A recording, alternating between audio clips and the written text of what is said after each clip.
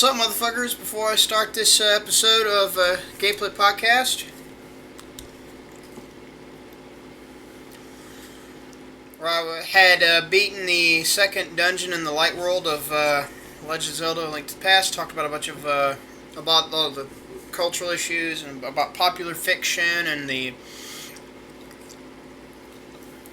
absolute objective, quality downing of quality and storytelling capability and whatnot, going absolutely in the shitter from like major comic and popular fiction industries, mainly the comics like Marvel and DC. Go into that. Out of the two of us, Techno and myself, I had the most to say. And before we go into the rest of episode 3, I want to tell you that I am making a page. I am making a page for on one of the recipe websites to post my recipes in and my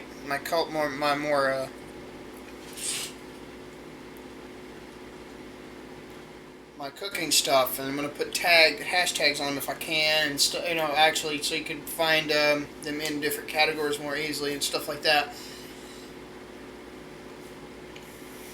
And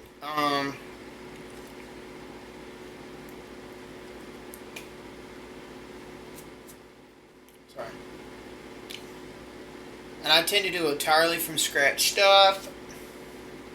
Sometimes I make shortcuts. I'll make versions of the recipes that have a couple shortcuts like this one. This homemade ranch with bacon in it. Homemade bacony ranch. Now here's the trick. I use a cup of sour cream, crumbled up a bunch of bacon that I freshly cooked and made it crispy. So I mix them together. A packet of buttermilk recipe ranch. About a couple tablespoons to maybe 3 tablespoons at most of heavy cream, or heavy cream and half, whichever the two you want to do, to control the consistency. And I used homemade mayonnaise that made it with bacon fat.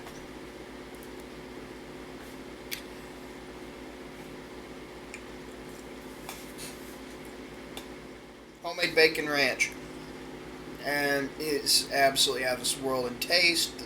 The flavor is out of this world. It's just outright amazing. You can't beat this shit.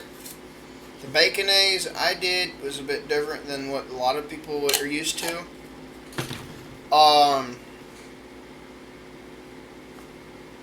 It's just a good dressing, salad dressing. It's a good It's just a good. It's good for a lot of things. You can put it on chicken. You can put it on. You can say you got a couple chaffles you put together, and you wanted to do a chicken, a sandwich, or you wanted to do something like that. You want a bacon ranch and cheddar or something, pepper jack cheese. Like a hell of a badass, bacon ranch, cheddar, pepper jack chicken sandwich. Amazing. Put a couple slices of avocado on it. Get your some spinach, arugula, lettuce if you wanted, stuff like that. Yeah. Thought I'd give you a little update. I am going to be making a recipe. I'm going to be going to different websites looking where I can make posts. Recipes, which ones I want to do, which one website I want to post them on, and start posting them there real soon. Well, soon. Let me go put this up. I'll be right back.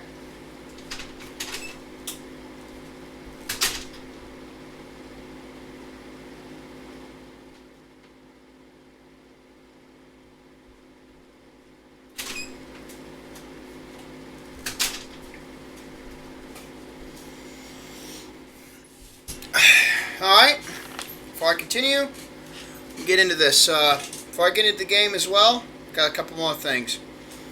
I want to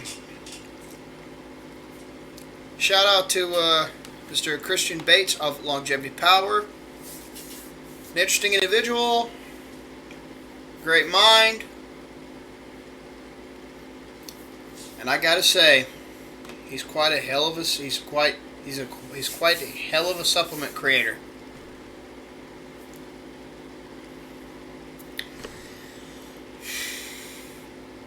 Longevity Power's probably got it's got the best goji berry extract. If you're gonna take goji in any meaningful way, he is the son of a bitch to go to. Goji Joy is the way to go. Hands down, the way to go. If you want to check out the formulas like Epic Mushrooms, Longevity to Bottle, I strongly suggest doing so.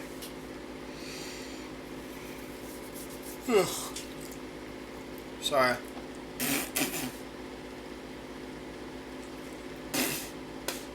Sorry. I gotta dust tomorrow. Again. I'm gonna vacuum my carpet a few times. So having a real big, real lengthy furred cat tends to shed a lot. So yeah. Sorry about that. Anyways, please check out the YouTube channel. Please check out the website. No, I'm not sponsored. I did this. I choose to get people promote him. I choose to promote him. All right. Like the guy. As an individual, he's lit as fuck. His products are at top tier, And I gotta say, he's cool as shit. I got to talk to him as well. And by the way, Mr. Christian Bates, good update. That Hosha wood plant did not die. It is growing, is back to growing, and is vining like no tomorrow.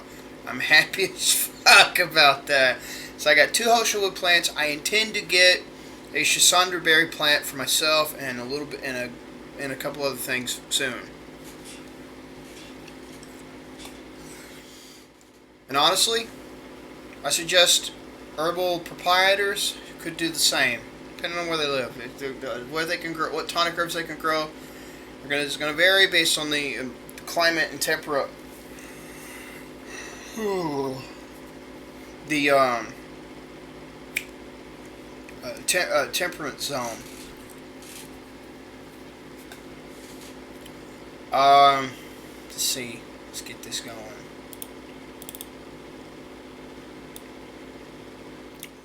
The other thing, while I'm getting the game ready, a couple other people I want to shout out to. Bart K. Spent 2 decades as a science paper researcher, academic, nutritionist, and pathophysiologist. And he put up he contributed to a study that really caught my eye, really caught my attention when I first found out about him, and it was about the fish oils. Most fish oil supplements are oxidized to the point they are aldehyde risks. Aldehydes are fucking nasty. I strongly suggest you avoid them as best as possible.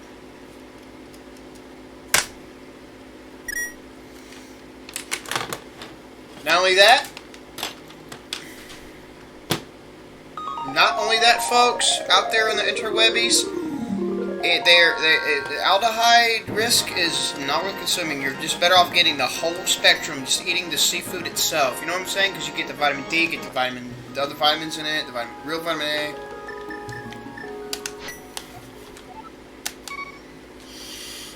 You get the whole 9 yards with the seafood instead of just seafood oils and shit like that.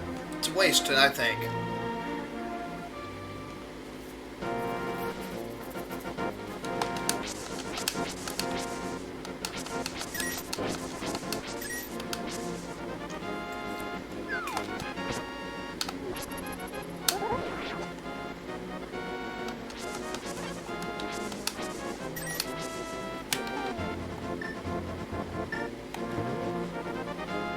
I already got all 3 bottles, except the last one.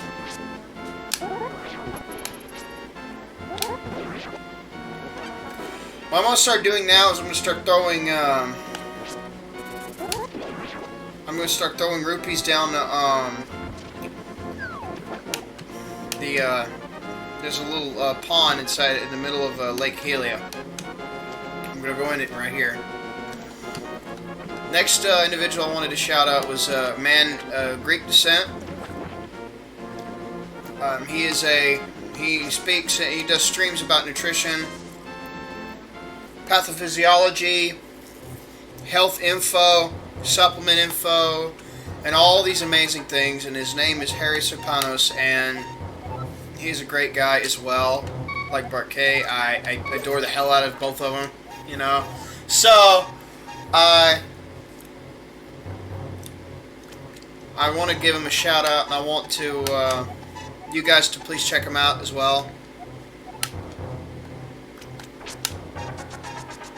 I'm going to be doing this multiple times until I can get a ferry to come along my way. Then I'm going to eventually get a bunch of, I'm going to upgrade my bombs.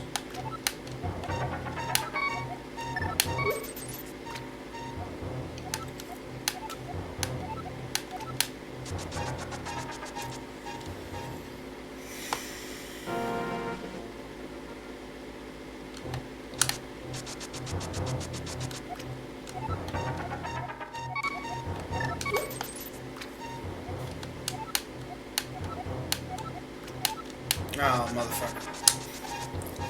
I'm gonna probably make a sandwich. I'll make some chaffles tomorrow, and I might blacken me a piece of salmon or something for a sandwich.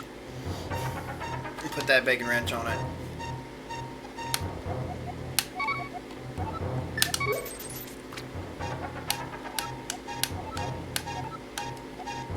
Okay, that's nice. I probably can do one more, maybe two more at most, and then the ferry at that lake will come.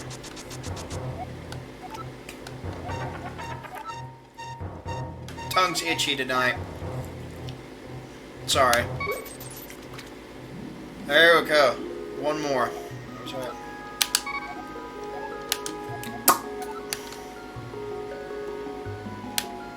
I'm gonna run the fuck out of rupees multiple times doing shit like this because I want to do this while I can. See, the less you have to go look for bombs and shit during the later dungeons, the better off you are.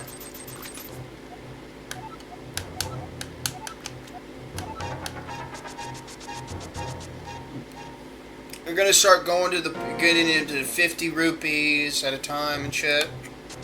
Just keep throwing them in 50 at a time. There you go.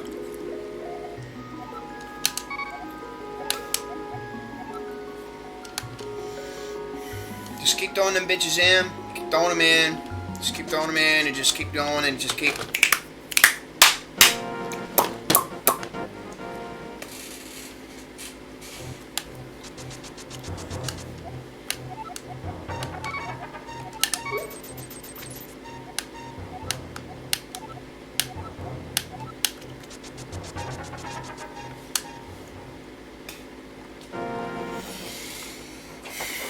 I'm gonna get some fresh herbs soon. I'm gonna start making. I got these anchovies. I'm just gonna grind them up with a knife blade into a paste myself. Just go back and forth with it.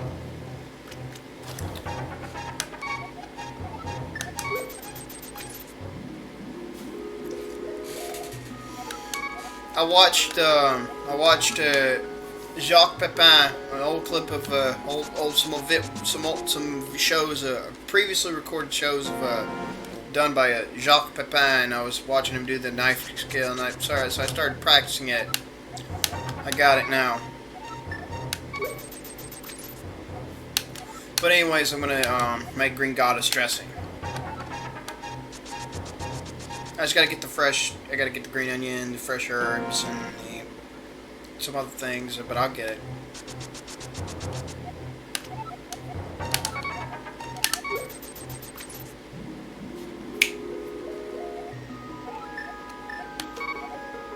I'm gonna try to max out my bomb count here, folks, because you know, this is, you know, it's something I want to do. You know, I want to do that ahead of time, and then when I jump into this shit, I'll eventually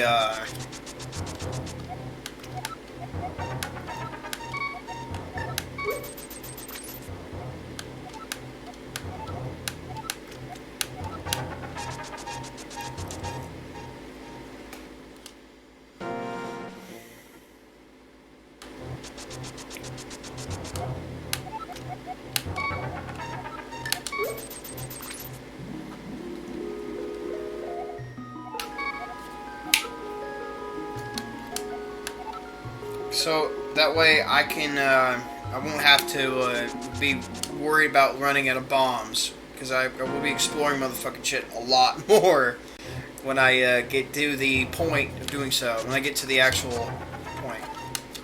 Let's talk a little bit about a very controversial subject. The Kufid needles.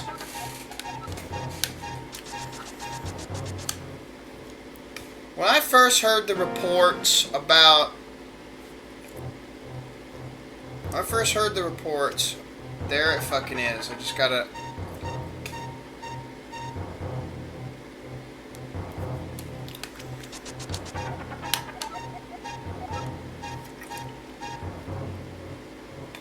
Yep. Where was the other? When I first heard about the Kuf back in... There's the other. Back in January 2020, I thought there's gonna be some fuckery going on. I just deep down, I got a feeling. I just know. There's no chance to. Don't waste a good crisis. They'll think. It's the way they operate. You know, the big corporates and the political types. They always do, and the left just pander to them to get their narrative across. And people fuckers who call themselves right wing are not really that right wing. And they tend to pander to economic leftism and shit. And I think Don the Pleb,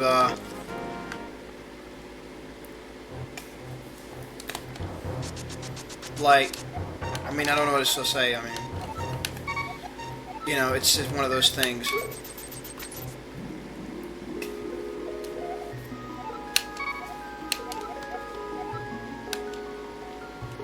Okay, I'll stop here after I get a couple more, after I up my arrows.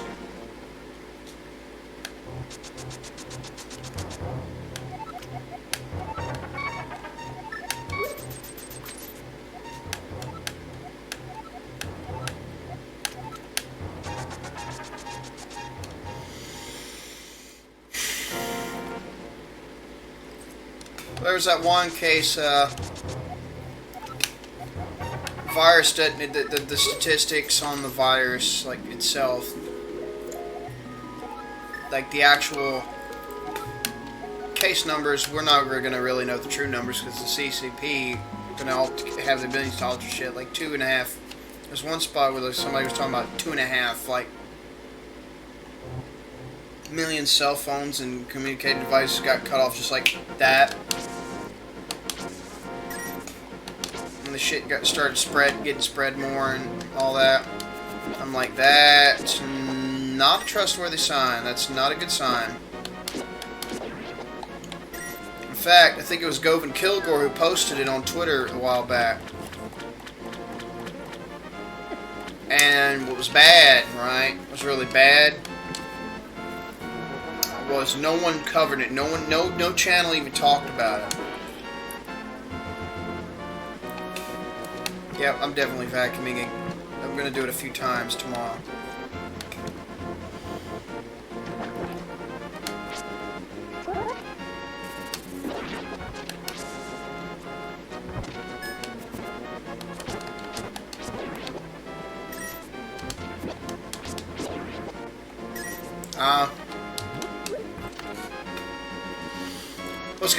What's a big thing, another big thing too is this.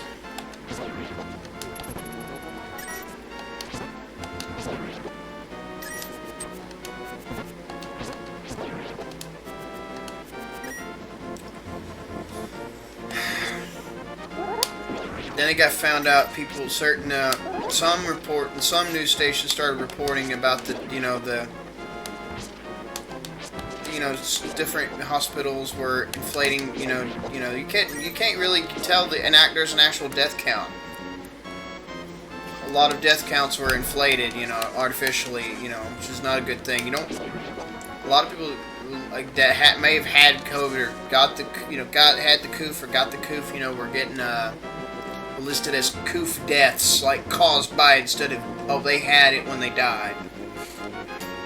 there was some other causes, and they were rigging those statistics on the death toll, like to do that to get money and shit like that. I guess, you know, that's because that always works. Subsidizing shit always works. Except that one time where it unironically did it back in farmer co-ops in Germany and shit. That was they unironically worked for a little bit. They got their net return, but that was before. That's before they That's before they went nationalist, democratic, commie, whatever the fuck they were. Right, the socialistic before Hitler took over. That was before that. Fucking weird ass system they had. It's like a national Bolshevik almost, like weird.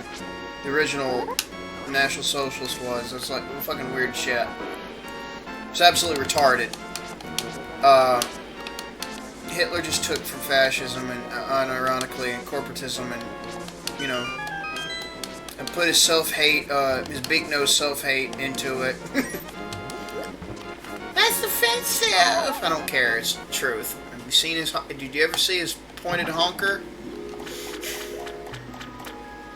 That's a self-hater. That's an unironic self-hater. You kill your own kind like that, mass murder them and shit. You're a self-hating big nose. I'm just saying. I'm being edged today. But,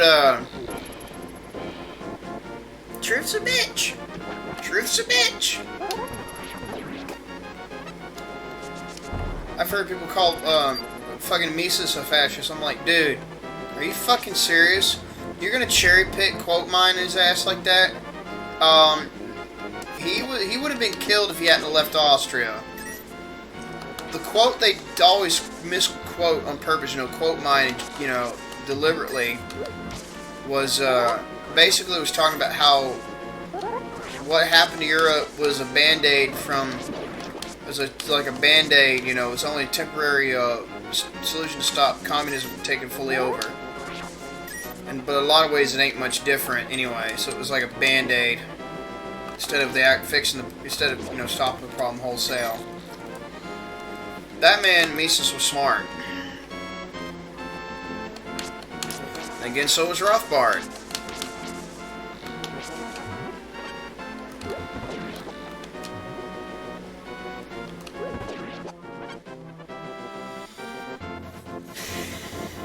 Walter Block is an amazing individual, too.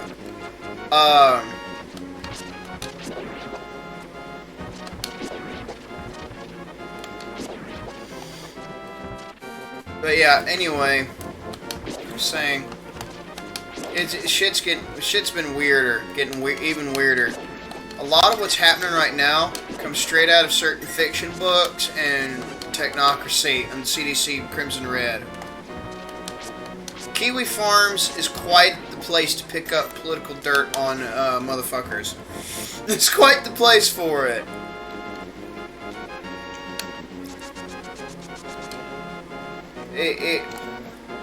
But anyway, the statistics they got fucking, it's ridiculous.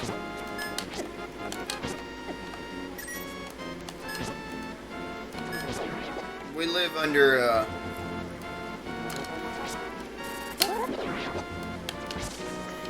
we live in some weird times, to say the least.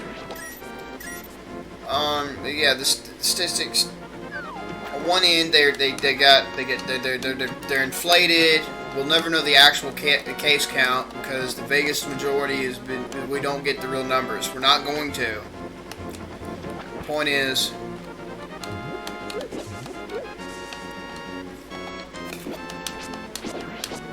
we're kind of getting people getting a little fascistic in the left. You know, showing their true colors as always, supporting the shit, and. They got a spot where people are. I forgot what island it was. It was a volcano going off, and I don't care if some people talk about it being call it a vaccine. Some call it a. And you've looked at the direct patents and went off the patents and said, "Oh, this is an immunotherapy, a microRNA immune therapy, you know, experiment," which is whatever. Regardless, the big thing is If this shit was so guaranteed, why were there no animal safety trials and other type of trials that actual vaccine standards usually do? Again, I'm in touch with a pathophysiologist. I have contact with one who has friends who knows this shit. That's the first thing. Secondly, when a erupting volcano is going off, it's kind of fucked up to say, "Oh, take a jab, or we let you die to it," which is what's going on. Like, they wouldn't let anyone on the ships that was carrying people off island unless they were jabbed in the arm with this stuff, which is unprincipled. It's unprincipled. It violates the Hippocratic Oath. It violates human rights to do this, and it's crazy. Harry Serpanos and Bart K were calling this shit out and got yeeted during a live stream, and it's fucking crazy. Exposing the stuff, like absolute, like hard exposing the shit. And it's weird. Like I said, we're in some weird fucking times. This shouldn't even be a thing, but here it is. Well, here we are. Boy, the fucking fights I got into with people about the bullshit from the start is like with the whole statistics not being honest on either end, and so recovery and death numbers you don't really know. We still don't, because the statistics are so like. The CCP's dwarfed its numbers. The real case numbers you won't know. The real death numbers that are, dude, I don't think we'll ever truly know. I think it's so foobarred in the whole response to all this, and the human rights violation experiment, aspect of it. Like, it's crazy. It's absolutely fucking nuts. There's YouTubers who were getting so disillusioned because of all the shenanigans around this shit. I don't deny the bug is out there. I don't deny it, but it doesn't seem so dangerous. It doesn't seem so problematic unless you're obese. Like, if you're overweight, you're diabetic, you're extremely old, and even then, it's not absolutely set in stone that you're gonna fucking die from it. And there are some things about it that can mess with you long term and shit. Like, there's some weird stuff going on about it. It's unique. But there are SARS and Corona type viruses out there as well. There's a lot of those like that, structured like this one out there.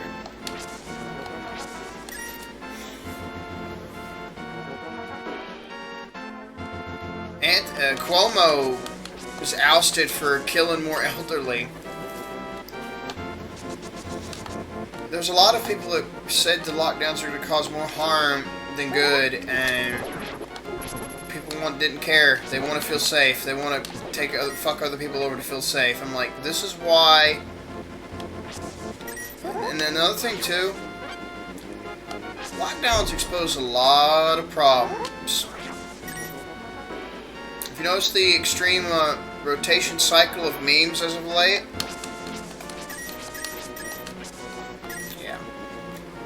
Salty Cracker did some exposés too about the stuff, about the particular subjects. It's weird. Yeah. Absolutely nuts. The fucking the World the Great Reset, the World Economic Reset shit, and WEF. The policies they're talking about come straight out of the commie and fascist doctrines. Commies will never admit that though. Fascists will never admit it because it's not nationalistic. It's not very nationalistic. It's only fascists won't, but the commies will never admit it because they never admit when they're wrong. They'll never admit this. They created a lot of the shit that what's going on in the world now. They ain't got it in them. They don't see it as that. They know true shots on the way into infinity. The only thing you can give them is, it's not going to be the way you envision it. Well, the way you envision it's wrong and it doesn't work in the world anyways. Fuck off. It's one of those weird-ass things. Now you got a bunch of conspiracy buffs going around, getting attraction now. There's a guy talking about the problems of the lack of safety measures and proper safety testing of these needlings. Now he's getting called a quack and a anti-vaxxer, even though he was never an anti-vaxxer anyway. And I love how they frame conspiracy theorists as a way to try to justify censoring people and shit. It's weird. It's so fucking weird. This Orwellian 1984 level shit's been going on for like since throughout 2020 and well into 2021. It's crazy. And everybody was so going along with it too. I've burned some bridges over this shit because of how wrong it is. Everything about it. It's sus because like it's just sus.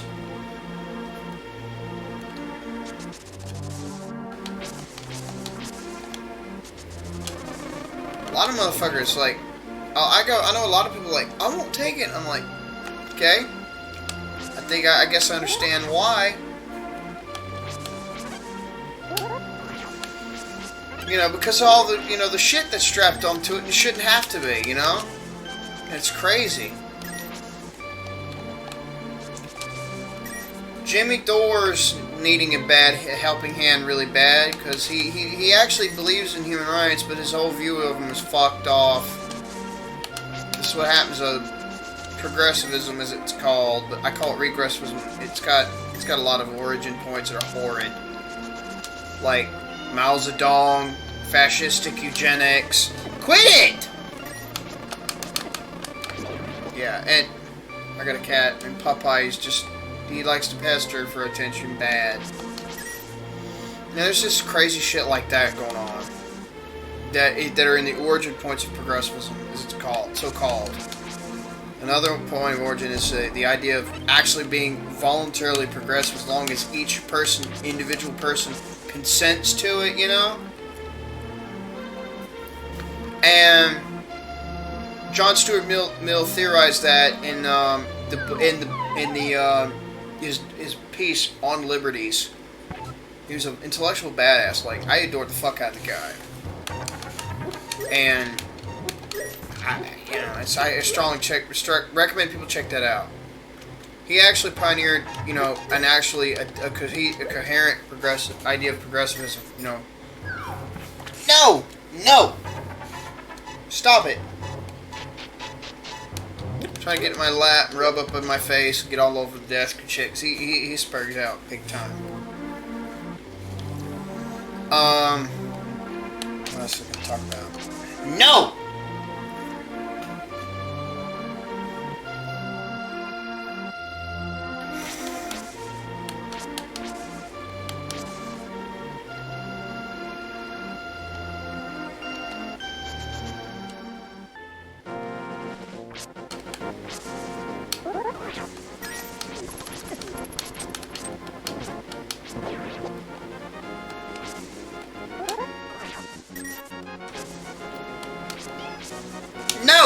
No! He's right over here, standing right next to me at the bed, and just jump right up in this lap. I can ask preoccupy himself elsewhere.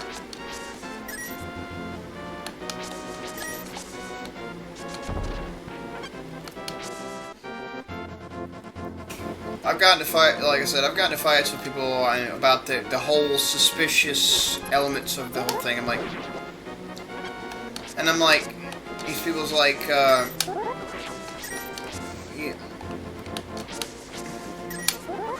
If this shit was so effective, if this shit is so legit, why is it requiring all this bootleg level bullshit strapped to it? No! Stop it!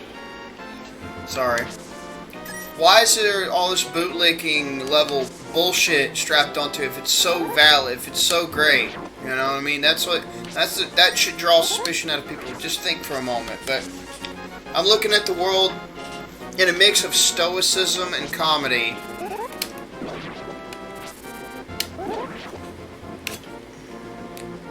I'm looking at this for the clown world it is.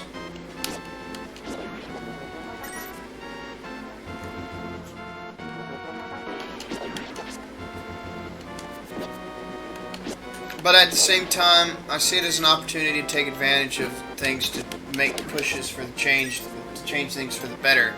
How to do that? There's a lot of strategies. There's a lot of things to be discuss, but I don't know. I'm starting to develop things to promote for people to check out and be a little more subtle. But it's a lot more nuanced than that, and you're gonna have to do a lot of steps in the direction.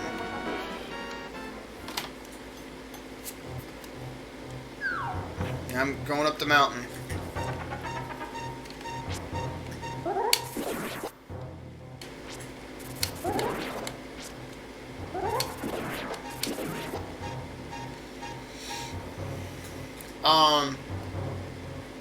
I'm advocating people to learn self-sufficiency of different degrees.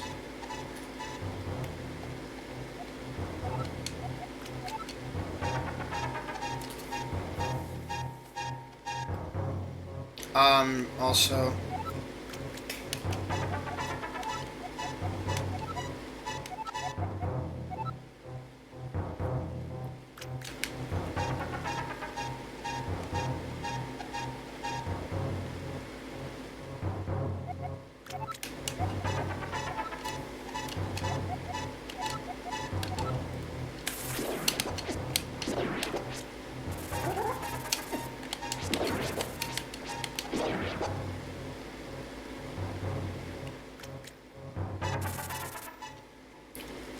there's a whole lot of ridiculousness about it.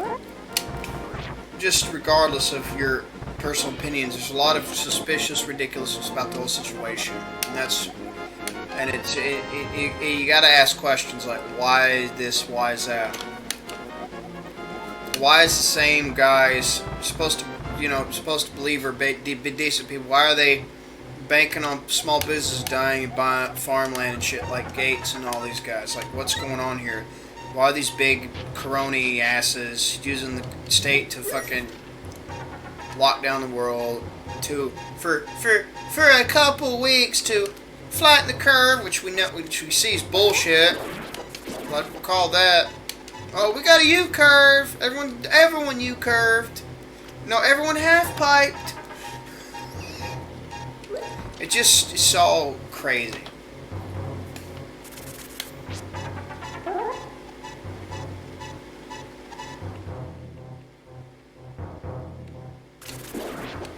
Then again, the whole cholesterol causes heart disease was not really founded on anything clinical or mechanistic in the first place. It's just a cherry picking of a bunch of observations, a correlations derived from just looking at shit. You know, that's just what epidemiology is. You analyze and look at a bunch of shit to look for correlations.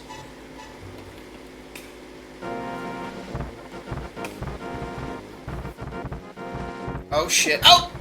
Damn it. Fuck. Now you look for you look for correlations. If they're decent enough, you do some experiments. You do some trials, you do some other shit like that in order to actually find out what's the causal mechanism or probabilistic causative mechanisms, or all the above. Link is a pure being, so he's gonna turn into a rabbit as a result of his purity as a soul. Boom, bitches.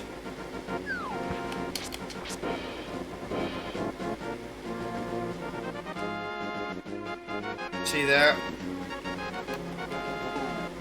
This is one of the power medallions for this Master Sword. See? Oops.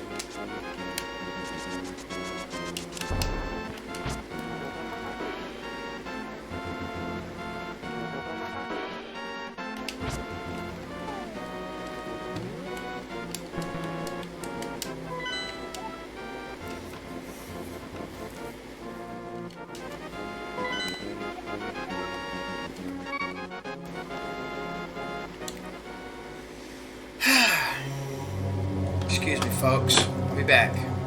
Gotta go get me something to drink.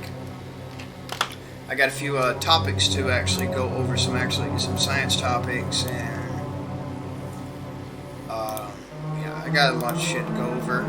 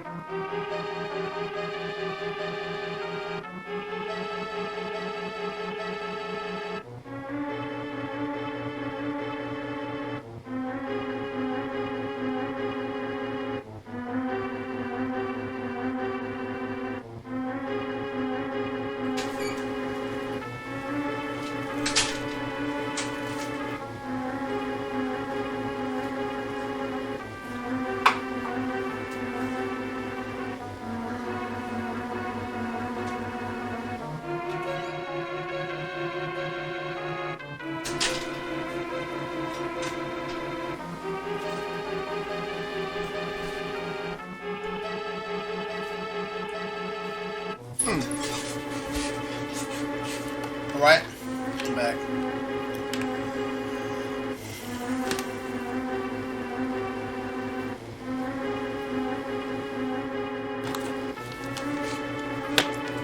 Alright, back. Back. Got my stuff to take for tonight when after I get off this. Okay, boys and girls. I'm gonna open up a new private window and use the sorry about that.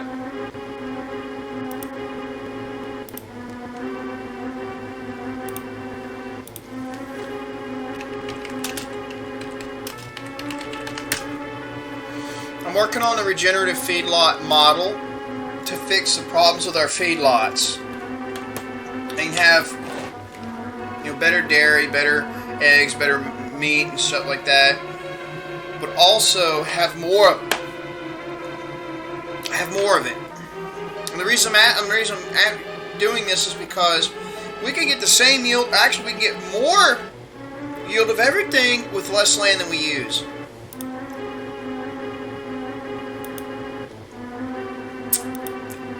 Anyways,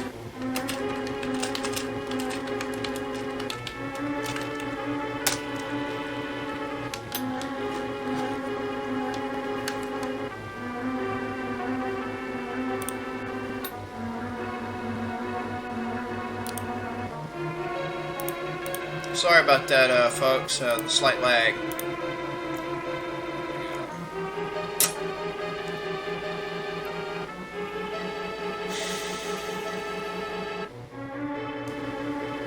Been to the...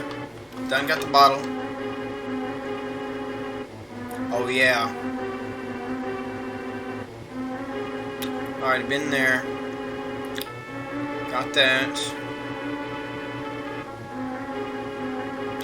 Oh wait. I forgot something. I gotta get the heart piece I gotta go grab.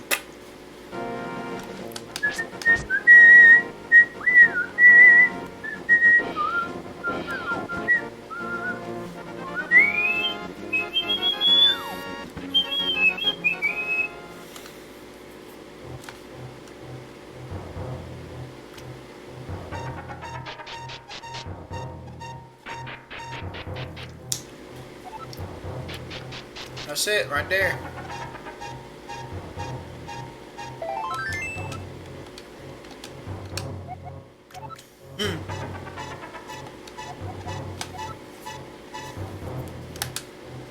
Already done that, bruh.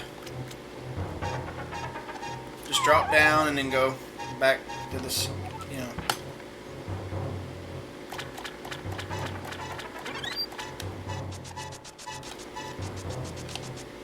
Just go through here.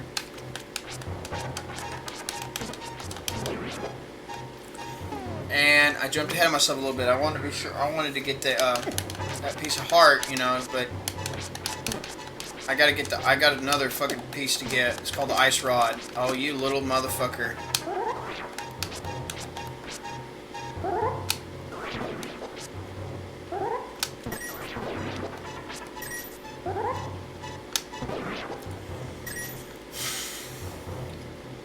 Let's see, what particular topics I want to talk about besides the applying permaculture to each stage of conventional farming, feedlot farming, while changing as little as possible. Well, it's going to have to be. I mentioned it in my conventional farming is food bar but can be fixed videos. I mentioned it. There's some of it in there. Also went over some of this. I'm going to go over some of the same shit again in the ethanol fuel video, episode 1, part 2. It'll be out soon.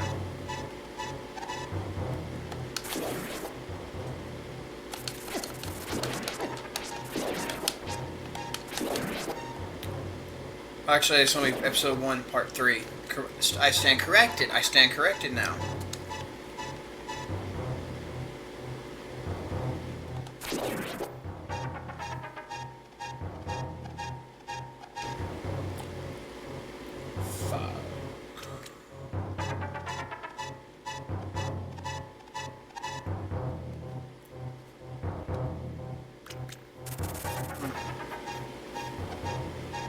How in the fuck do I get back over here? Huh?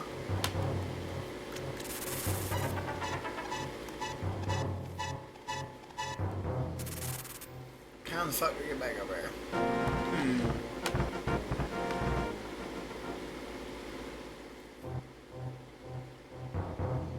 I have to do something to get back down there. I have to go back somehow. You tell me I gotta get a fucking map now?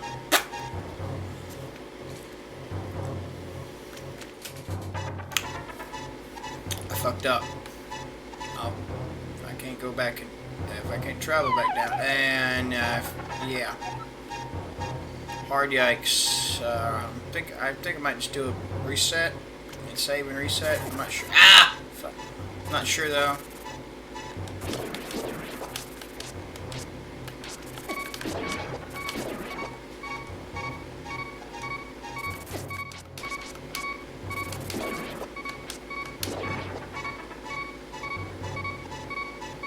Yeah, I guess I'll have to,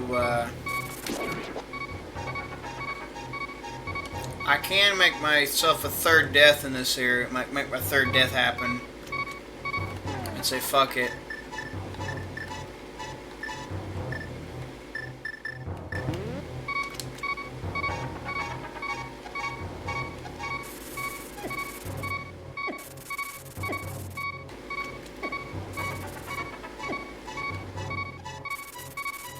Let a boulder hit me now.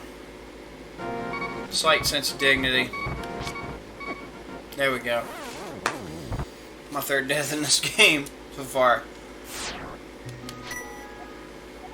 Boom.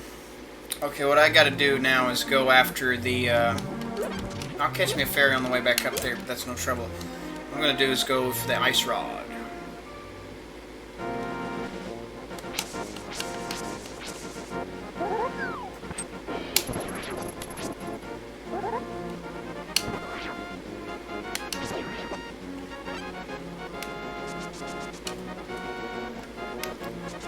Well, for instance, I want to talk about, first off, there we go. I'll talk about some interesting things I found out. The whole this origin of the fuser, first fusion reactor.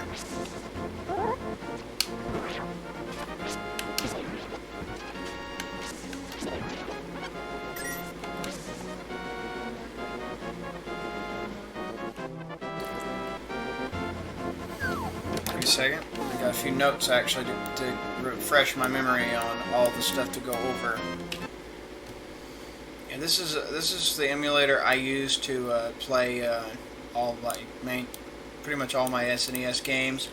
It can read files that file formats that that SNES 9X and certain others cannot use.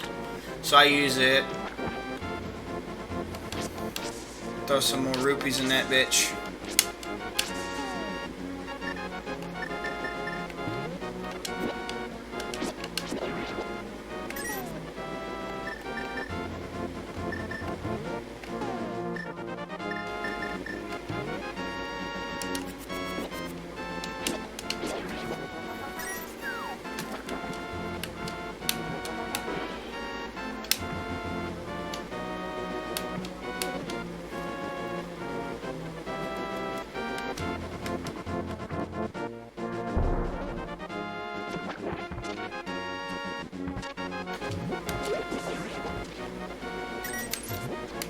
I'll throw some of them rupees down there later. I'll get all the way out. I'm gonna get the ice rod because I kind of desire it.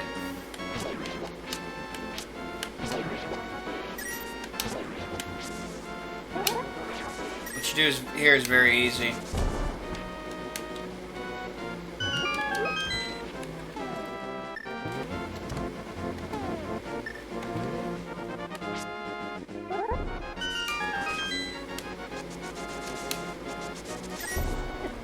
Oh, that was smart. I turned around when it blew up.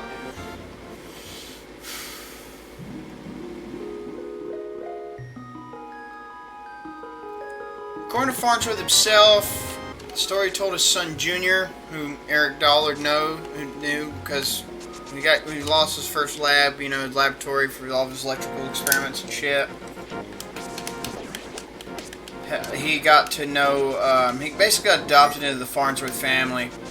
Yeah, Farnsworth, the same guy that invented the TV. It's fucking crazy. What happened to them was rather tragic, and I got a little bit, I got some confirmation on some of this shit too, because especially the Project Venus 1 or whatever,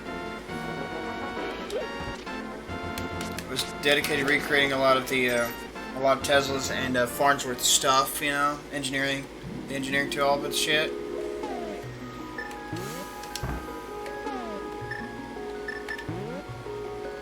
I think I remember where I'm going to be at now. I believe I remember. And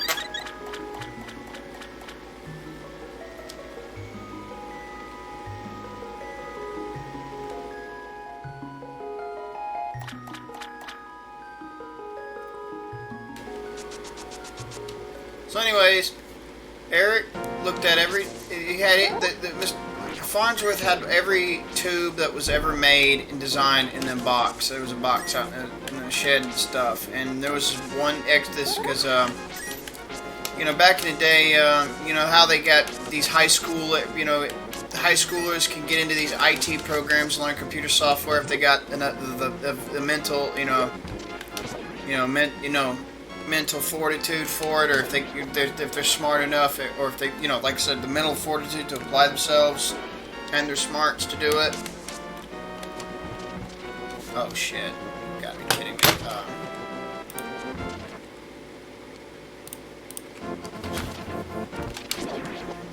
So anyway, you know, they could, you know, basically they can go into IT and stuff and learn some software or shit coming out of high school and whatnot. If they want to.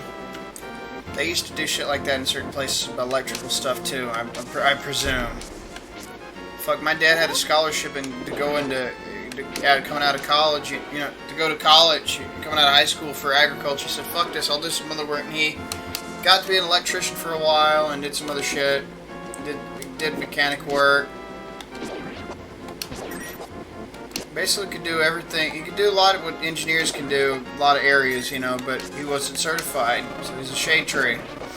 He was a shade tree.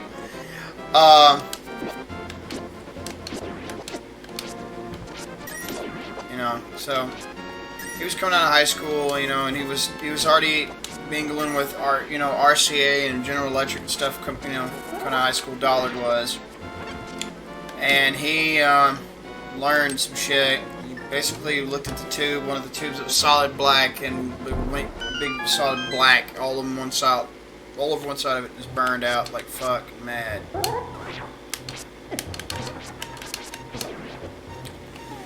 So anyway,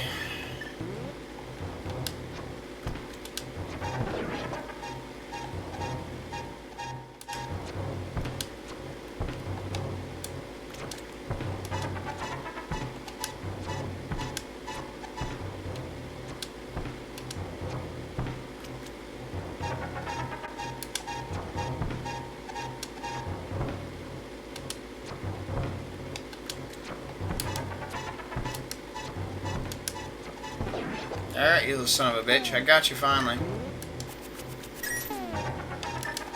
And Dollard looked at the tube, and basically what happened was he was the other individual to discover the multi-factor effect. There was some guy in Europe back in 1924-25. Back in, there's another guy somewhere, I think, I'm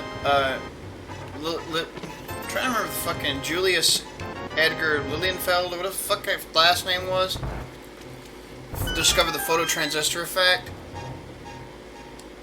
Or somebody like that discovered the phototransistor, and nobody, Bell Labs guys never gave him credit for discovering it first, you know, and some other shit, you know, back in the late 40s. Yeah. That shit had to have been widespread, you know, because couldn't have taken long at all, you know? But anyway.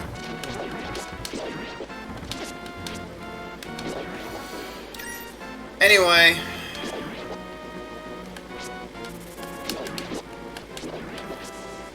He was another dude that discovered the multi-factor effect, and he made a tube that's dedicated to, you know, harnessing it for whatever effects, and made a patent on it. Farnsworth did. There was a tube that he would use. It was an X-ray. It was a vacuum X-ray tube or whatever. He was monkeying with a design for one or some shit, some type of vacuum tube, and something happened inside of it to consider what he thought would look like a star. Well, it blew out. It lasted for a few minutes and it blew out. The inside of the tube and all that, the insulation and the other materials didn't hold up to it. It came apart. And Dollard, just, you know, coming out of high school and all that, knowing the shit, you know, fucking around with it a lot, you know, knowing, he's like, hey, Junior, what happened,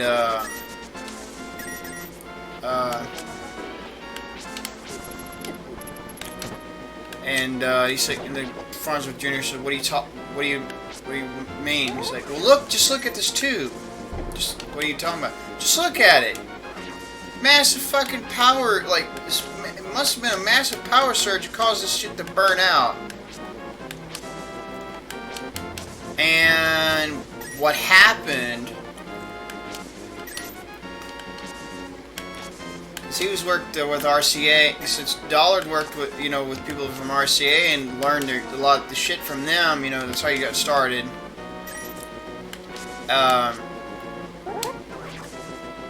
Essentially what happened, you say, well, alright, Mr. Smarty Pants, did you know so much, you tell him what happened. So Junior said this to Dollard. Dollard told him everything, what he thought. There was a power surge and something must have happened to make it burn out explosively or whatever the fuck, whatever caused that entire burnout after that entire side of that tube.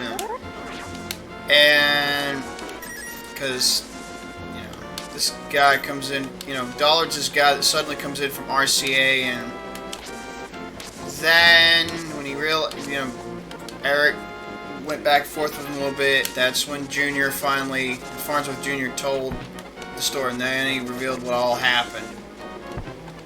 Then the story comes out. So what happened was, in that vacuum tube experiment he was doing of that design, he basically was trying to do some shit with it, and I don't remember exact details, but essentially what looked like a glowing, like a white dot, like a star in the middle, looked like it formed, and then, like, within a few minutes after that, the whole inside of the tube blew out and it burned, leading to that effect. And so he started doing other experiments with it as well, and eventually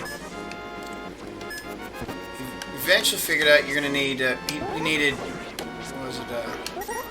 Figured he tried, you know, fiddling with it some more and reproduce the experiment, and eventually figured, what if I put a hydrogen in it, like deuterium and stuff? You know, hydrogen with isotope with neutrons in it, you know. And that's when the fuser was essentially invented, and he had papers and books and theories on that shit about how the star pattern formed.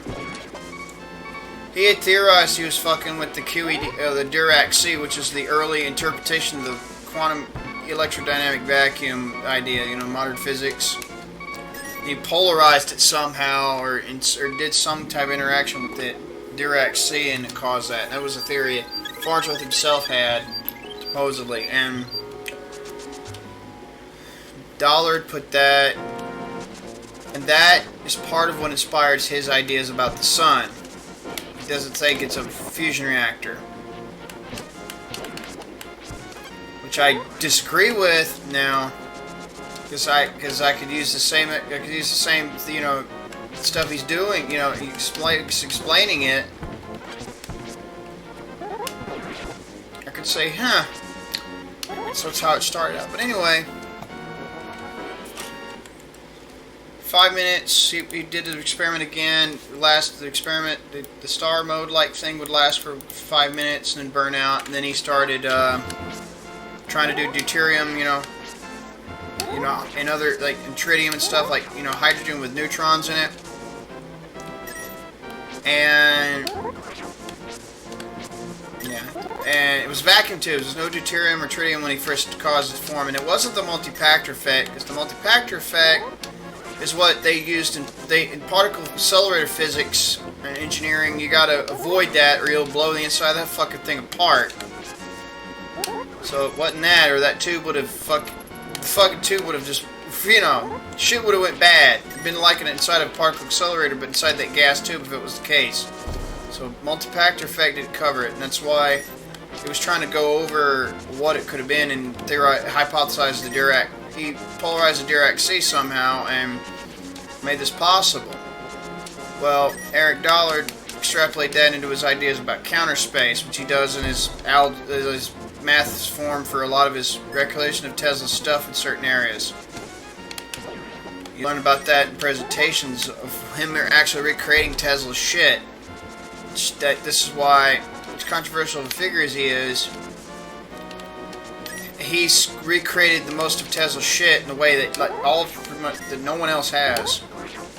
So that weighs in and of itself there. Some heavy weight.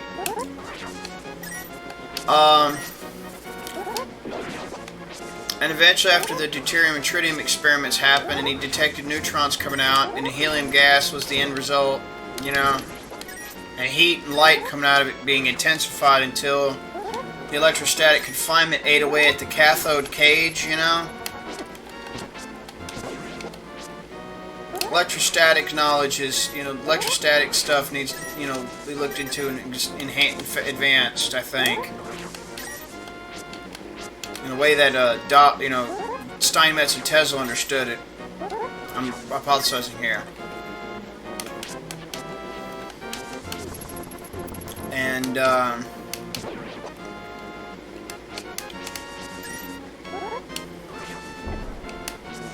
so what happened, that's how the first nuclear fusion reactor, that's the other side of the story of how the first nuclear fusion reactor happened. I disagree that it's a portal to counter space or some other dimensionality or whatever the fuck. But I understand where he's coming from based on that, how the star mode in that tube design formed in the first place and catastrophically failed after an surge of electrons happened. I get it. But,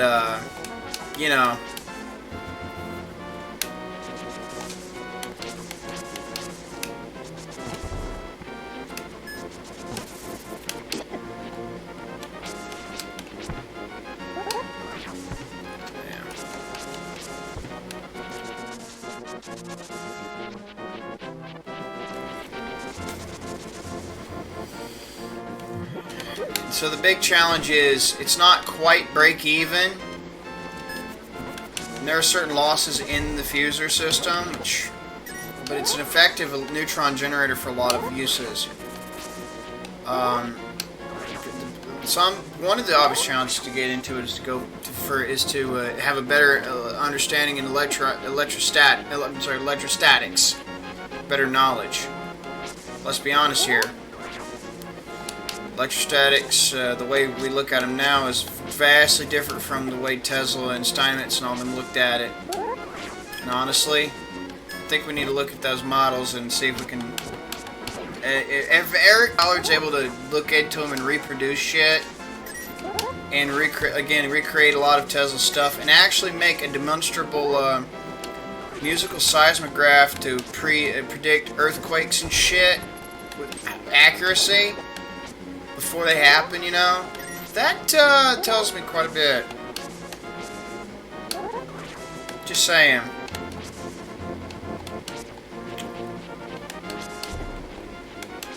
Some roboticists confirmed Tesla's longitudinal electric wave transmission system concept through electric dipoles. and Eric Dollard's interpretation of it. You know, some engineers and roboticists confirmed that shit, so I'm like, hey, there's some shit here, guys. Let's look into it further, shall we?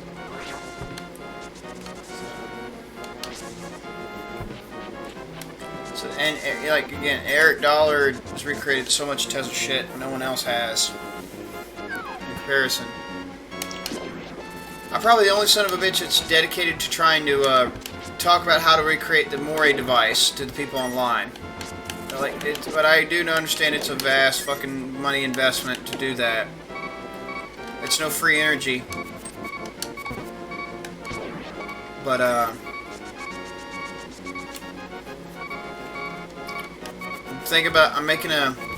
I'm writing a documentary of my own, so how I came to where I'm at with it now. Oh, you motherfucker, you. Fuck. That was shitty on my part. Performance.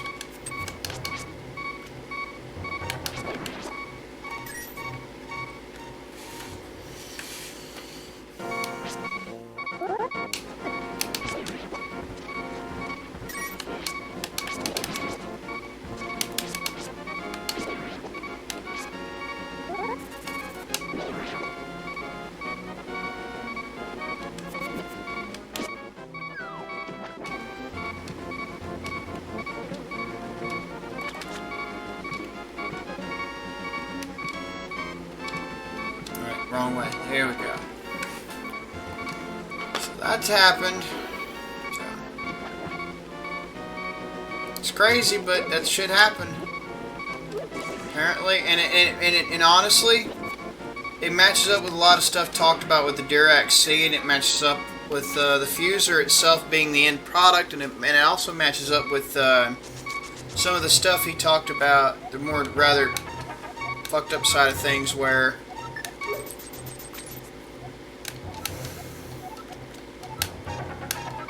because RCA, and the reason they were so resistant to Dollard at first is when he was coming out of high school, he was fucking with the very people that fucked over Farnsworth Sr., to Philo Farnsworth himself, because they did a bunch of patent bullshit, legalese, retarded shit, and basically cemented the libertarian, Stefan Kinsella's libertarian case against IP in practice.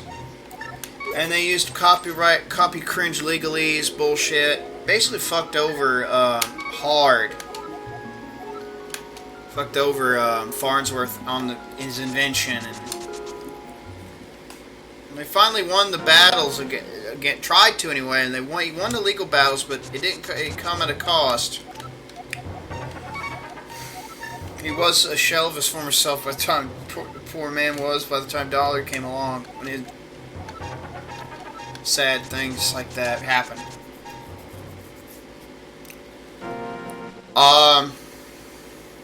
Yeah, I think this stuff from the cosmic induction generator that him and his protege, that John Polakowski is trying to do. I think the understandings that could be learned from this could influence furthering the fuser. I'm betting on this. I'm almost literally betting on it. Because it's an electrostatic field developed confinement, right? Well, they're making electrostatic fields inside of light bulbs and other things like that, and are trying to do that. I actually have my copy of the cosmic induction generator stuff.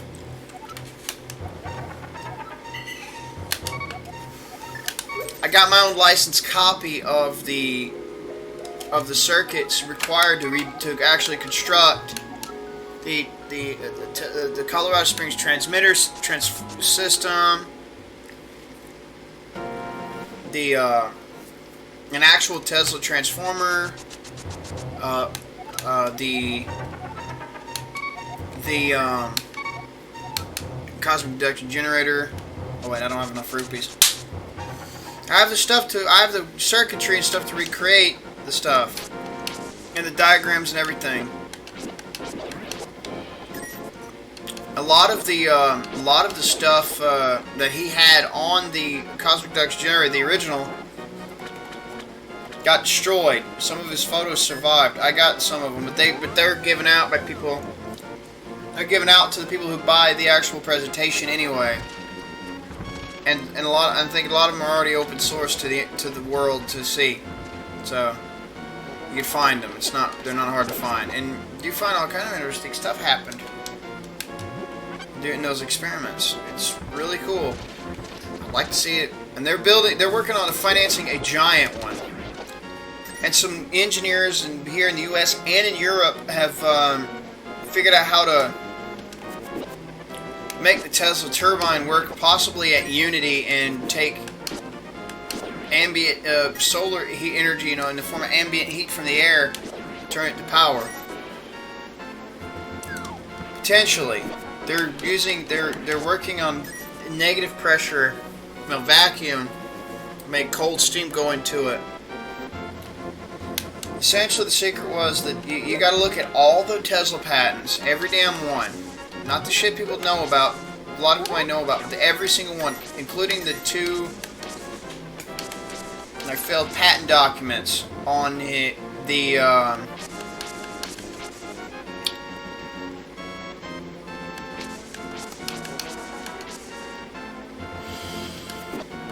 failed patent applications on improvements to the Tesla turbine and the fluid propulsion, the pump. Essentially, if you're gonna have to look at all those to improve the system. Use modern metallurgy and other alloying materials. Super alloy is probably the best bet to go for.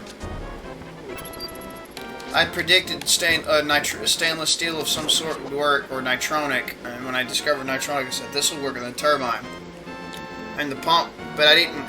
These guys have gotten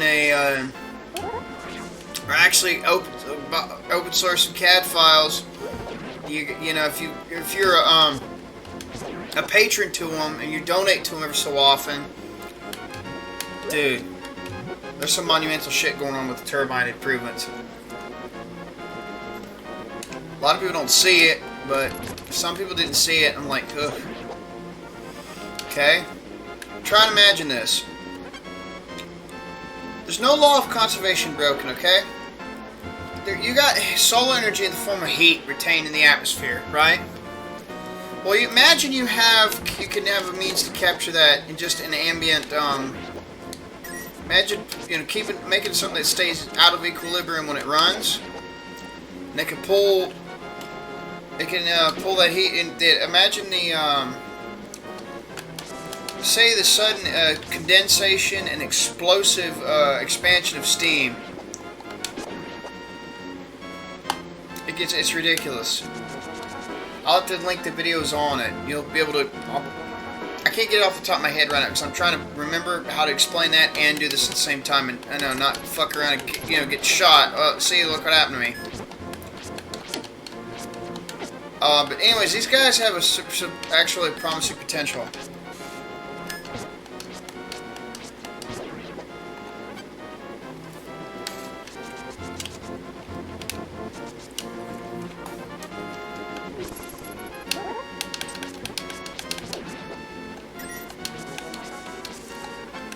Also, I want to go into something that got me a lot of controversy in different Discord servers when I talked about this. Some people were open to it and understood what I got across, but some didn't.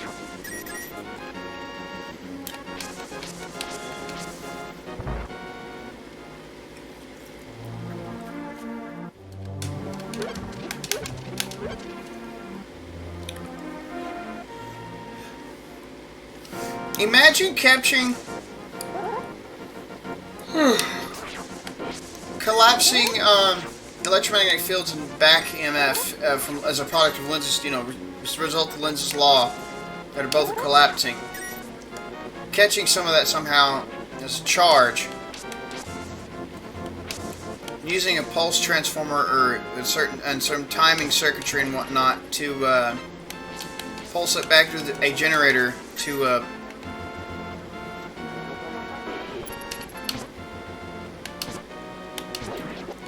to reduce, well, first off, to minimize the drag effect inside the generator for one. Two, to select motor every fraction of, part of a cycle. Every part of a rotation or whatever the fuck. Imagine doing that. Well, it's very possible. And let me tell you why it does not violate law of conservation. It has nothing to do with perpetual motion. You're not violating Lenz's law. You're not delaying it like Thane C. Hines did. Now that dude discovered the same effect, but a different way of doing it. But you're beating or delaying Lenz's law, and yada yada yada. Dude, take it from me. Don't word yourself like that. You are shooting yourself in the foot, Mr. Hines. You are shooting yourself in the fucking foot. It's not what you're doing. You're catching you're capturing the product of Lenz's law, some of it, and you store it as a charge somehow, and you're sending it back to the generator to select the motor every fraction of a turn, or every fraction of a particular revolution, or whatever. Or part of a cycle, whatever. How the fuck it's termed. And you're minimizing horsepower requirements to generate the same wattage because of the reducing the drag. And you're delaying the gradual entropy here. You're delaying the use of fuel running out. You're reducing the fuel consumption and requirement to make the same power. You're not changing anything about the actual prime mover itself.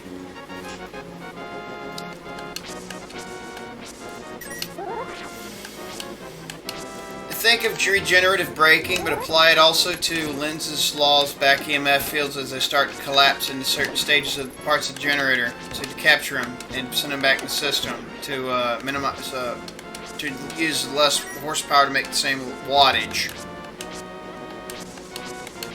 That's what you're doing.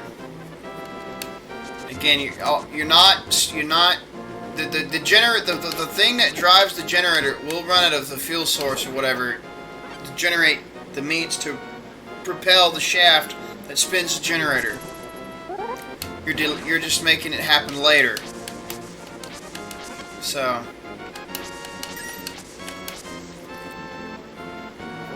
There was a company known as Millennial Research Corporation that discovered this effect, right?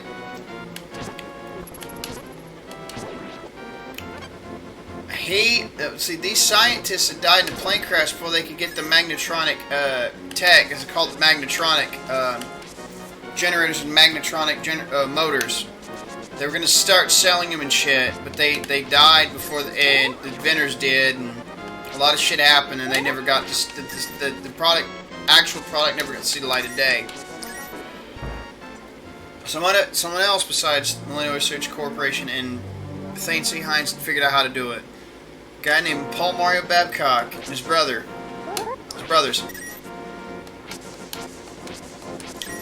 Let me, I'll link you that shit too.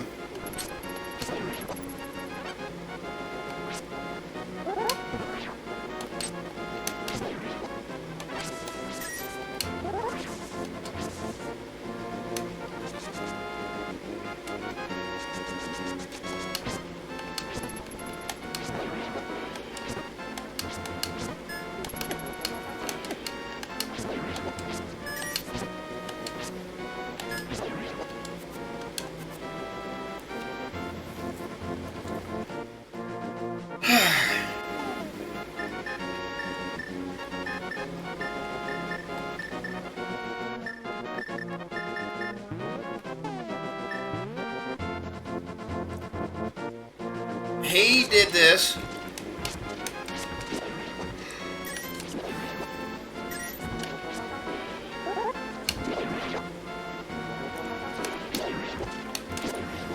And,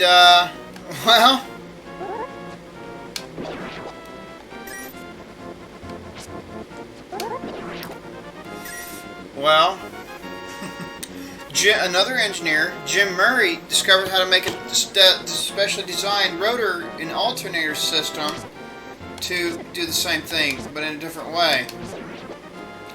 They started working with a few other engineers and software and computer engineers and whatnot to develop a type of computer, a computer, an ECU of sorts, with the programming in it to help do this shit.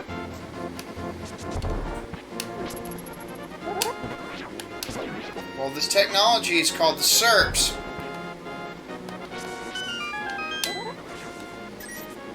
And basically, you'd be surprised what it can do. And again, it doesn't stop fuel consumption. It will lower it because it minimizes horsepower requirement for the same wattage. And it doesn't violate Henry's law, Lenz's law, Joule's law, or Faraday's law. None of the laws are actually violated. Nor the thermodynamics. Again, the prime mover will run out of fuel eventually, and the whole generator setup will shut off. You know, it's the way that it works, but this will drastically delay it. This would be quite useful as a power correctional system. Another thing too, if you applied these techs to the SERPs and the switching tech of Babcock's to the like Delta generators somehow, if you manage to figure out how to do so,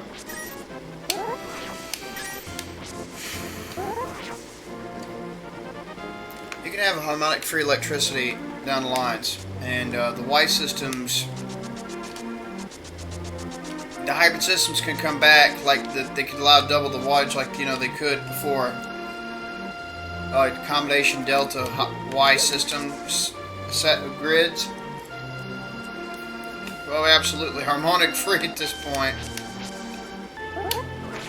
And well, or harmonic suppressed. It'll be impressive. Imagine seeing that. Electric bills dropping.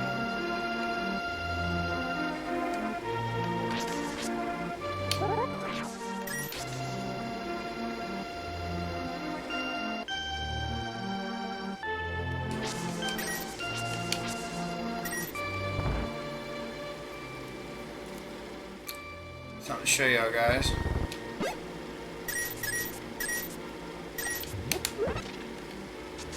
It's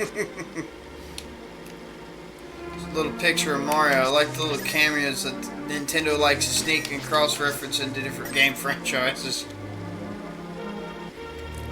I got the references to it. I got the patent info and everything. All the actual shit. But the cert, and I have the presentations dedicated to those subjects.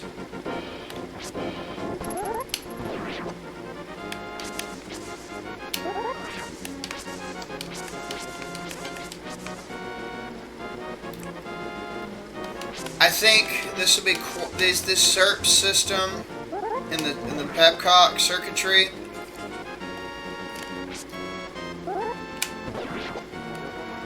I think they could and the SERPs, tag up combined with the Delta generator system. I think this would be a great way to extend the power of nuclear reactors and nuclear fusion and the hybrid clean reactors.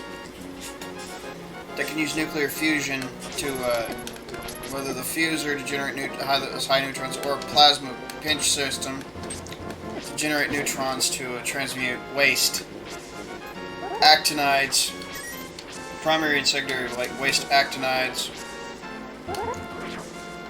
into weaker products and release a fuck ton of heat. Those nuclear microreactors could potentially just... Businesses, small and medium businesses could be their own electric grids and hire people to run them for them. And make them keep them running good. And profitable self-sufficiency for the most part and higher employment. You could be your own, kind of like your own electric grid. Big bankers won't like that, though.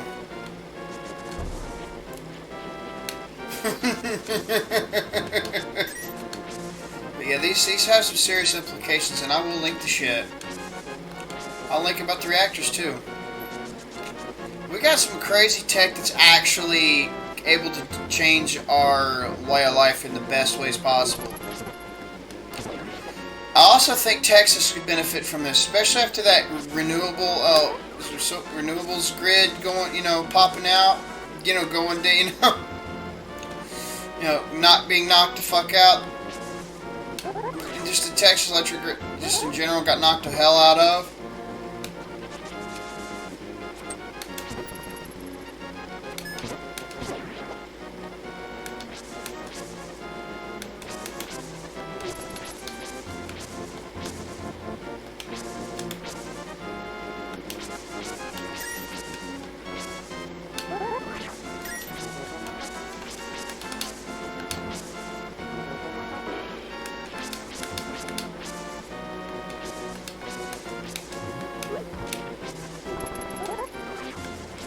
That'd be one of the biggest advantages Texas could have over everybody else. Just think about that, Texans. Just an idea. Again, I got the proof to back myself up on this one.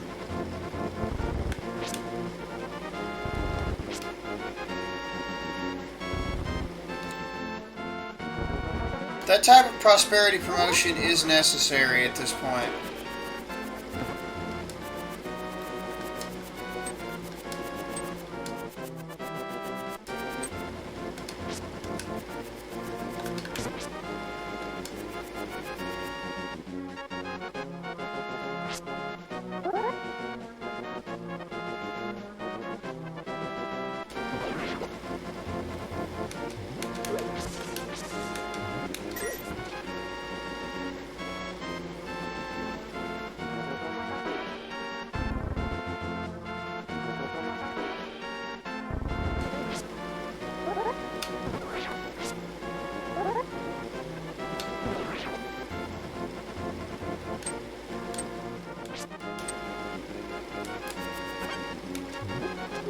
Popped off.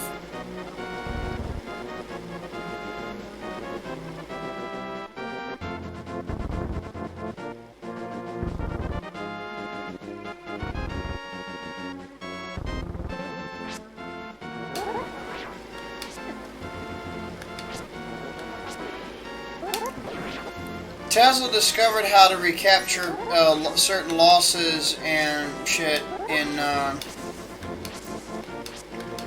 and send them back into the system to minimize the loss and recover it, to prolong runtime to some extent.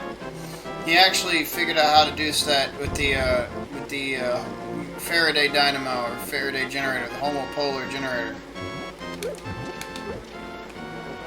I already been down there, and that's where a lot of this come from.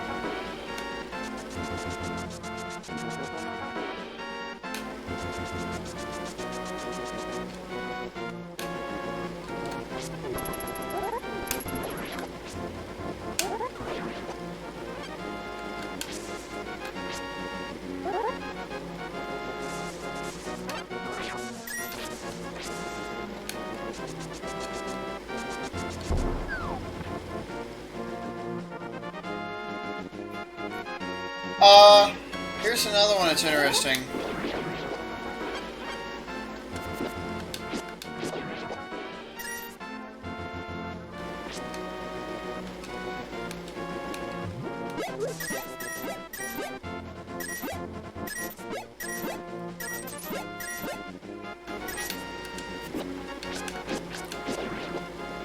Did you know, did any of you know that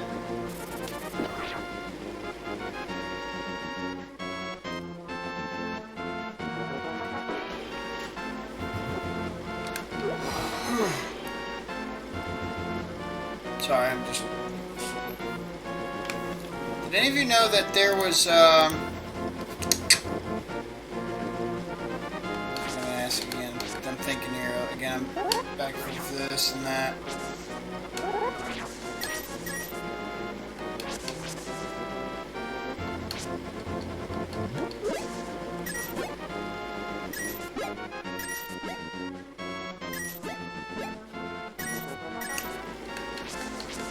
Did you know that in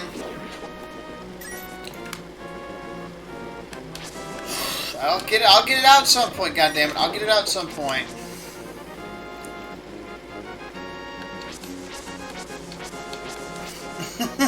Shit. I guess I'll have to look at my notes again. Son of a bitch.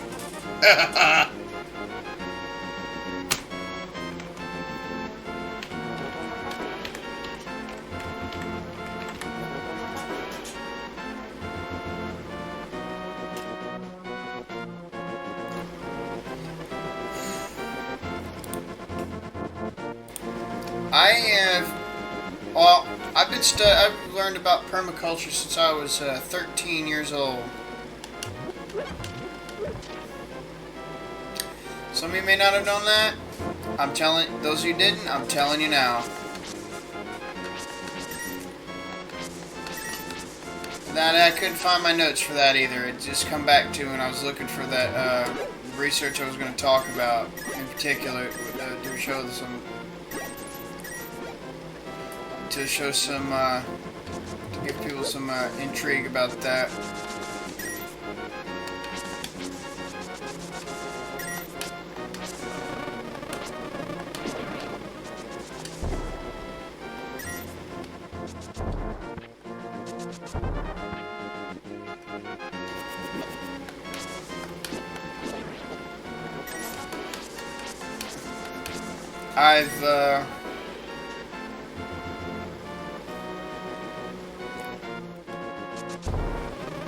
Oh, that was not smart. I did it again.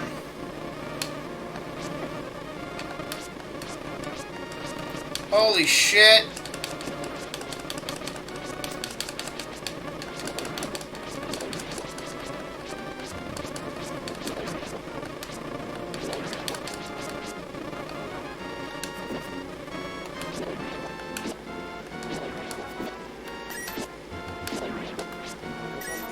A Link to the Past has a very kick-ass bee, by the way. Speaking of permaculture and all that. It's called the Golden Bee, and it follows you and attacks enemies before it parts ways from you.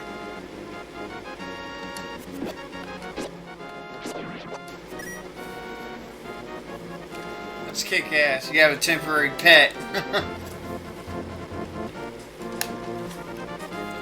Now we're going back up here. Oh, there we go. Unfortunately, I didn't get the rupees out of that little fucker, but whatever.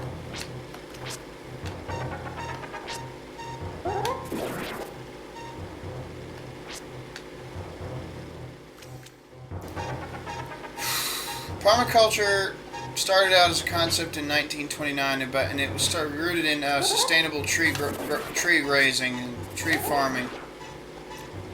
Perma is in permanent, and culture is in agriculture. Permanent agriculture. It's sustainable agriculture. That's what permaculture is. The modern take on it started out as that. Oh, motherfucker!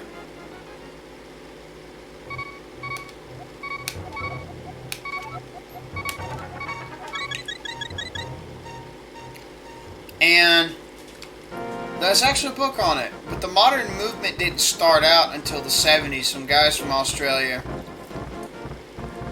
in the 70s got together and expanded on that shit into different other means. And some guy in Japan some guys from here in the U.S. are not so, or more like divided states of convoluted corporate bullshit.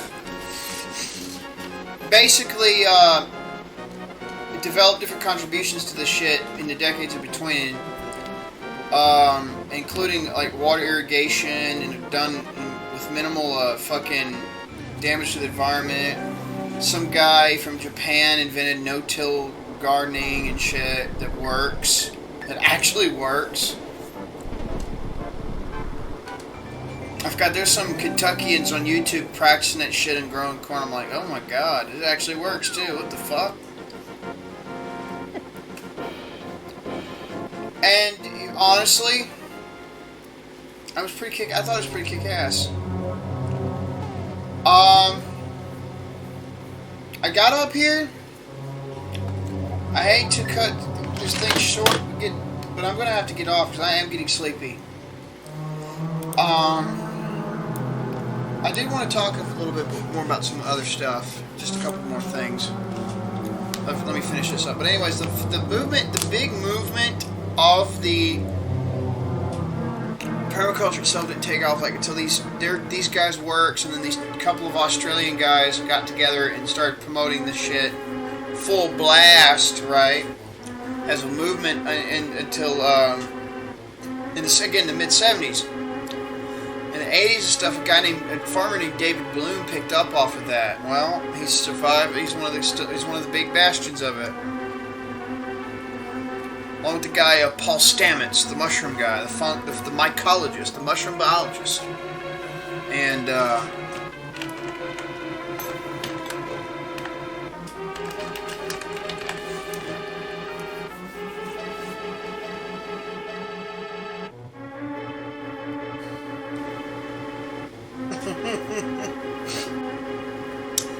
I forgot about the lazy fuck's guide that saved the world realistically, one step at a time, with a few little things to do.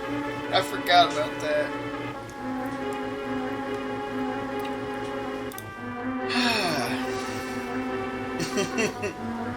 Son of a bitch.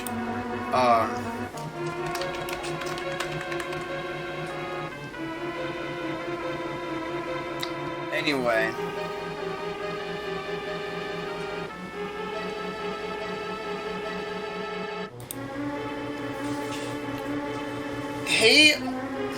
Basically, that's what these are the big guys in permaculture as of today. Now, permaculture is all over the place, different little pockets and stuff, but it's not widespread. And in all honesty, I think that there's a lot of political and economic side of like why conventional farming is fucked up. I just go into some of that. J.D. Garland's gone into that in previous videos and a bunch of other stuff, and I recommend checking them out. But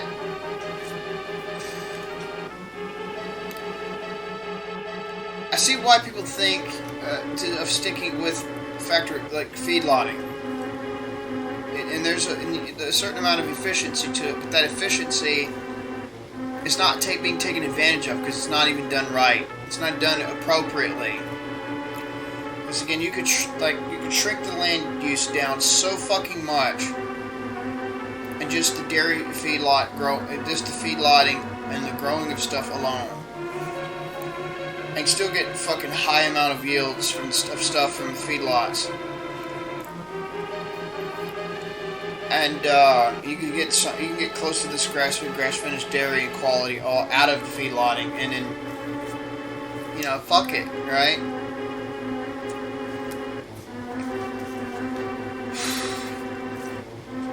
You can do this. We actually absolutely can do this.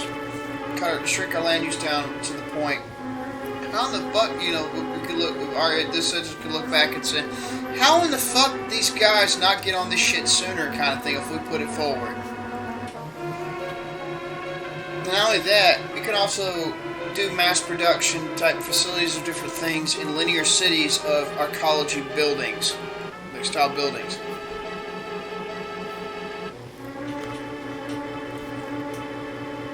An arcology would be like one of those highly self-sufficient, low maintenance, like building that holds a lot of its people up there in Alaska. I forgot or somewhere up north, one of those buildings, a small town, like it housed a lot of its people in that building. There's another example of something like an arcology, like Foxconn, a city in China. Just take away the fucking unironic exploitation of human lives and the abuse of fuckers over there. You take that out, you actually could have had an example of something like an arcology, like building. That could be good for mass production of different shit. You know, the linear city of those, and having their own electric grid to them. You know, clean power of that. That way the waste only last a few hundred years and can be blocked by fucking cardboard without trouble. So unironic burying it would not really be of any problem. That way, you could actually justify it. You wouldn't need no politicians being paid out the ass just to do it. That would cut. The ones that do that have to get up and do something now, wouldn't they?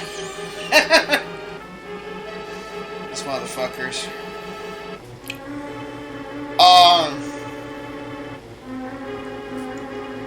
There is so much shit we could do. And I really think the so-called education system keeps people in the dark. People are just in the dark about a lot of this shit. I generally think that's the problem. A lot of people just don't know the shit or have opinionations that play with their mind about the things that we can do. And I'm getting back in. I'm not just dealing with so much shit IRL, but I'm also get back in the spirit of things, of getting back into it. Because I almost went through a demoralizing phase because of last year.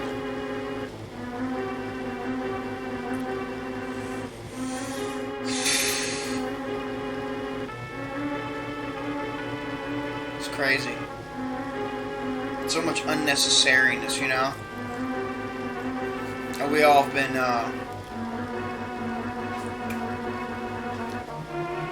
and another thing is, I think a lot of this, the lack of people knowing it to do this, it's also about control because, you know, big kahoonies, fat cat types. I'm never going to peddle the eat the rich narrative because it's not the prescription you want. The prescription is, it's about control. How do we fight the source? Where is the source of control? How do we get rid of that? And what's fucked up, a lot of assertions are false about this. Fat cats are here because of that particular form of power as well.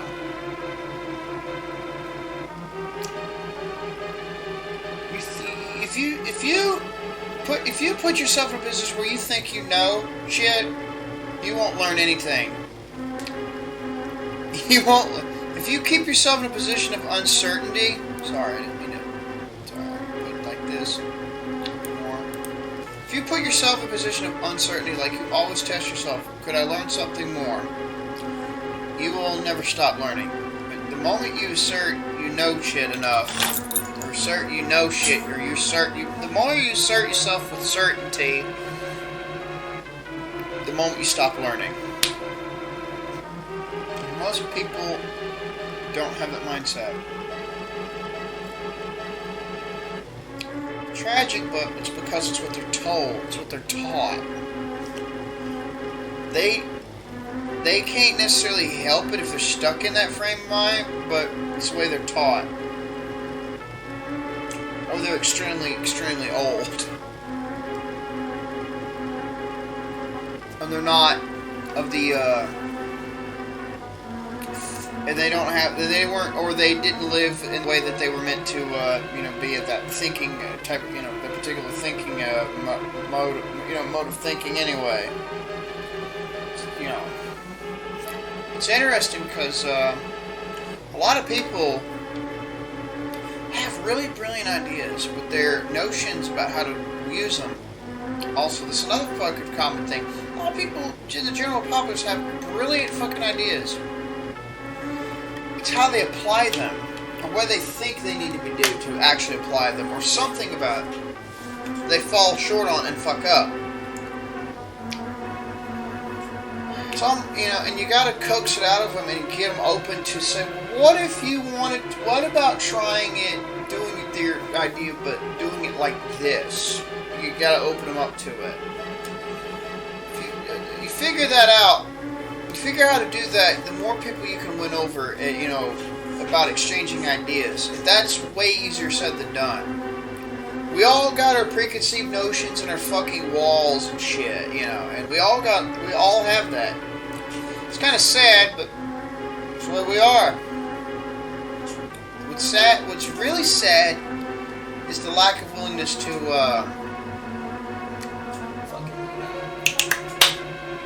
try to catch ourselves, be self-aware of that, and then try to work on that, and try to, you know, modify ourselves so we can kind of drift, you know, not, you know, take the walls back, let them become sliding doors.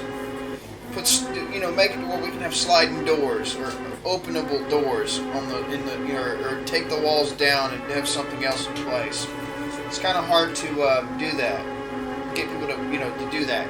Get, you know, swap into that type of mode, I guess, of thinking. Well, I'm going into some esoteric shit right now.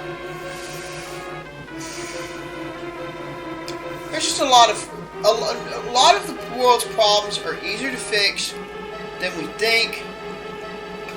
But there's conflicting narratives, there's opinionation, there's a lack of actual information. There's people being deliberately kept in the dark because certain interests want you stupid, and you're not, and you don't have to. You're not. It's not your fault. You're stupid. If you are, it's a deliberate fucking.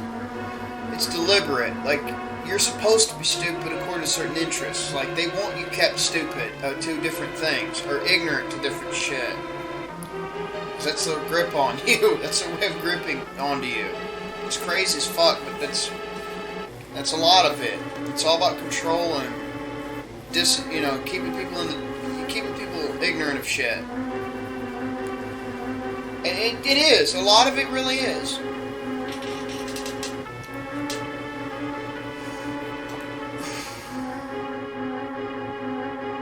I see a wave of people waking up to this, but not in the way it should. They should, but at least it's a beginning of something that could be made beautiful. It's something, which I'm happy to see, but it's something. But man,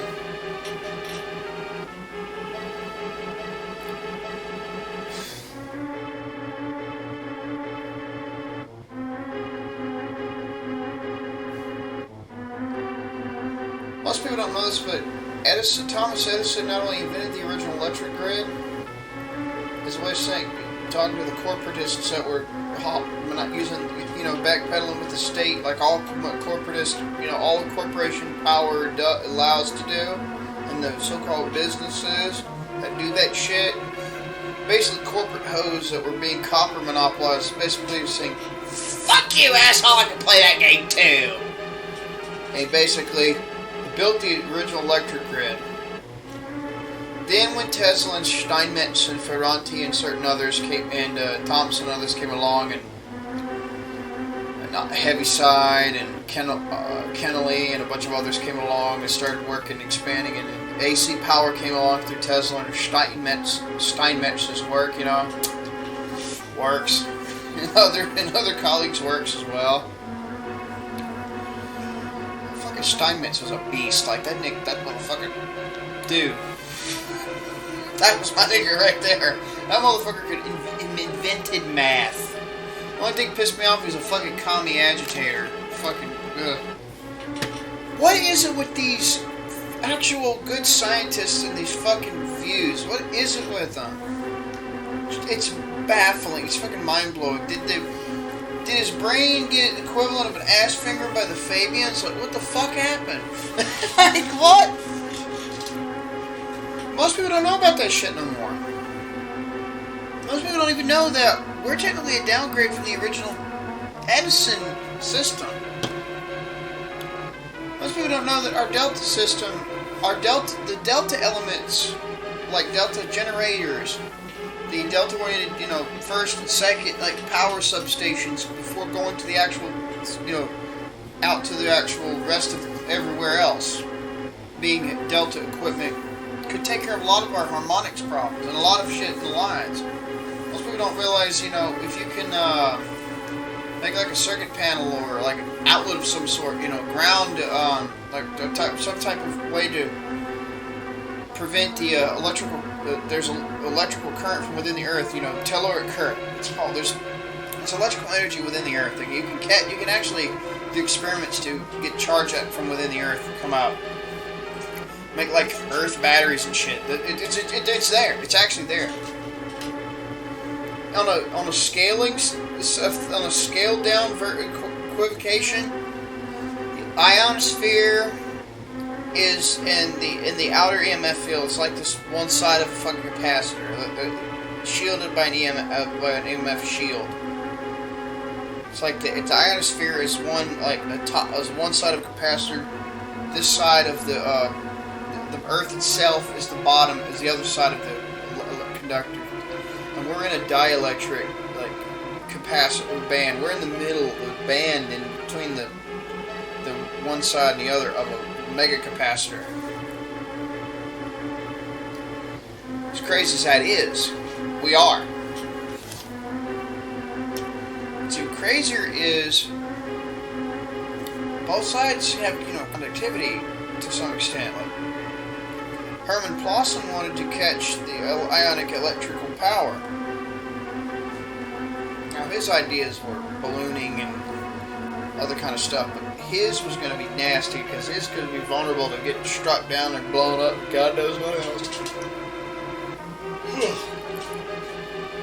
But the Earth is conductive too, to an extent. When you make a ground, if you grounded the electrical systems, following what I'm telling you, if you fortified the ground to keep current from within the Earth from coming up the actual ground into the system, you actually have a very resilient, less maintenance hybrid electric grid like we used to have. And you could, done certainly, you could actually get more. You could do more. You can actually do more. And with this regenerative technology for the collapsing EMF, back EMF capturing tech that they have, different scientists, different engineers, different inventors have discovered different ways of doing. And a company was going to make, magnetronic technology. It exists. There's the old archives of the website promoting the shit, small website, and there's the fucking patents. We would have quite an interesting electric grid. It's a lot more, the harmonics in the lines are so bad in some places, like where I live, it can rain for 20 minutes and knock us out for hours. I could literally jack off onto the cables themselves and make it go out for 2 days. If the electrostatic lines of force manifesting when a lightning bolt strikes miles away, the son of a bitch could go pss, pss, pss, and just pop out, blip out. But we have means to fix that. It's just people are kept in the fucking dark about a lot of these areas. Why? I guess I don't know. Only thing I can think of is certain people don't want it. Who are those some bitches that don't want it? That's an interesting question to probe. But the next thing is, how would you probe this question without being conspiratorial? Because that's the ticket now, isn't it? I think it's what a lot of the shit is. Like, we could solve a lot of our problems if we wanted to, which is people have opinionations, preconceived notions, are kept in the dark about a lot of the shit, and there's interests and incentives to keep it that way for controlling purposes, like for control and shit. It's like some weird fucking, just weird shit, you know. That's why I'm kind of I'm white. I'm a mix of, I guess, white pilled, if you will, stoic about shit, but I'm also accepting that we're living in a fucking clown world. that sometimes meta clowns like a motherfucker. I guess I'm white honked.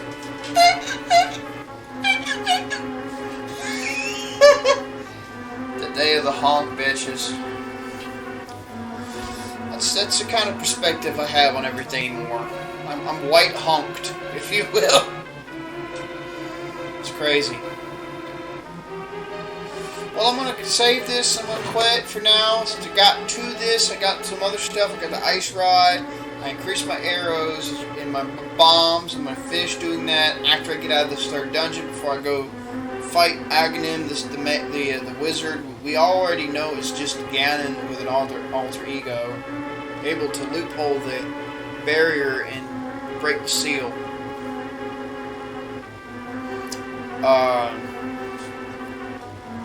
Yeah.